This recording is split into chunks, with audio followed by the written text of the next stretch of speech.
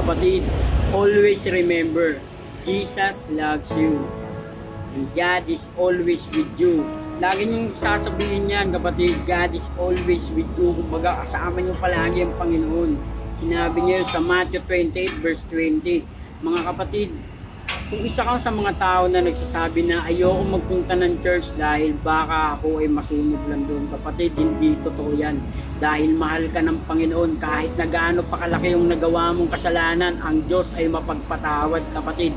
Ayon sa Isaiah 43 verse 25, ang sinabi ng Panginoon doon, gayon man ako ang Panginoon mong Diyos na magpapatawad sa iyong mga nagawang kasalanan, ay hindi ko na aalalahanin pa ang mga nagawa mong kasalanan. Napakalinaw, kapatid, na sinabi niya doon na hindi na niya aalahanin pa. Sa madaling salita, kapatid, mula nung ikaw ay binuhay dito sa mundo na ito hanggang sa mga oras na ito, kung ikaw ay nagbalik loob sa Panginoon at tatanggapin mo ang kanyang mga utos, at lahat ng mga masama ay inyong tatalikdan, at lahat ng mga kasalanan na ginagawa mo ay iiwasan mo na at hindi mo nagagawin, kapatid, lagi mong tatandaan, pinatawad ka na ng Panginoon. Dahil ang sabi ng Panginoong Hesus, ikaw ay anak ko, ang tunay na anak ng Diyos. 1 John 5 verse 18, tunay na anak ng Diyos ay hindi patuloy na nagkakasala pagkos iniingatan nito ang kanyang sarili at hindi siya ginagalaw ng kahit pasinong diablo. Sa madaling salita, kapatid, ang sinasabi ng salita na yun ng Panginoon, ang tunay na anak ng Diyos hindi patuloy na nagkakasala. Kumbaga, kung alam mong kasalanan, kapatid, huwag mo nang lalapitan. Kung alam mong kasamaan yung ginagawa ng mga kasama mo, lumayo ka na dahil mapapahama ka lang doon. Kung alam mo na kasalanan, kapatid, ikaw mismo yung lalayo sa tukso, hindi yung tukso yung lalayo sa'yo.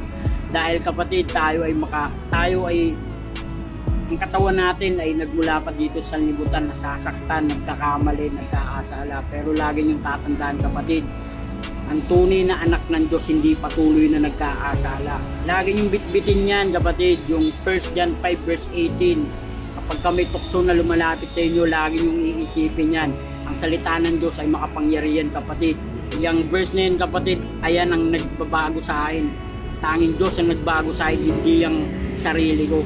Kapatid, magtiwala ka lang sa Panginoon. Babaguhin ka ng Panginoon, kapatid. Dahil mahal ka ng Diyos, ayaw kanyang mapahamak, ayaw niya tayong mapunta sa impyerno. Kaya etong salita nito, kapatid, ito ay salita na nagmula sa Diyos. Sinabi nga ng Panginoon sa John 14 verse 21, ang mayroon ng aking mga utos sa tinutupad ang mga yaon ay siyang umiibig sa akin. Sa madaling salita, kapatid, sinasabi ng Panginoon doon, kung meron kang mga utos, kumbaga meron kang utos na napakinggan, ito, utos na ng Panginoon. Kumbaga, nilalayo ka ng Panginoon sa lahat ng kasamaan. Panghawakan mo yan, kapatid, dahil ayan ang magliligtas sa'yo. Lahat ng salita ng Diyos, kapatid, isang payo na hindi kaya dadalhin sa kapahamakan, kundi sa kaligtasan. Dahil lahat ng payo, salita ng Diyos, kapatid, ayan ay para sa atin, para sa'yo. Kaya bitbitin mo yan, kapatid. Sinabi dito, tinutupad ang mga yaon. Kumbaga, ginagawa mo, hindi lang basta sinasabi. Ginagawa mo mismo, kapatid.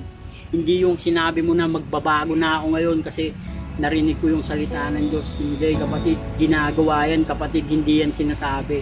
Dahil hindi ka tunay na anak ng Diyos kung ikaw ay patuloy pa rin sa pagkakasala. Kapatid, sabi niya dito, ang siyang umiibig sa akin, di ba? Tunay mong iniibig ang Diyos, kapatid, di ba? Double ang impact. Kumbaga, minahal mo na yung sarili mo, umalayo ka sa mga kasalanan. Dahil mahal mo ang Diyos, sinusunod mo siya, kapatid. Ibig sabihin nun, kapatid, mahal mo rin ang Panginoon. Di ba alam, kapatid, ang templo natin ay, ang katawan natin ay templo ng Diyos. Kumbaga, dyan mananahan si Holy Spirit. Pag tinanggap mo ang Panginoong Hesus, dyan maninirahan sa iyo ang banal na Espiritu. Si Holy Spirit, ang Holy Spirit ang magbabago sa buhay mo, kapatid, hindi ang sarili mo. Sabi niya nga dito sa John 15 verse 16, ako'y hindi ninyo hinirang, ngunit kayo'y hinirang ko. Kumbaga, kahit na gaano laki pa yung kasalanan mo, sinabi ng Panginoon dito, hindi natin siya napili ng mga araw na puro tayo kasaganan, babad tayo sa kasalanan. Pero sinabi ng Panginoon, di ba? Ngunit, di ba? Ngunit kayo'y hinirang ko. Pinili ka ng Diyos, kapatid. Mapalad ka dahil napapakinggan mo ang salita ng Diyos. Dahil ang gusto ng Panginoon, kapatid, na marinig mo ang bawat salita na ito. Dahil itong salita na ito, kapatid, na sinasabi ko sa inyo ay nagmula sa Panginoon. Ito ang magliligtas sa iyo, kapatid.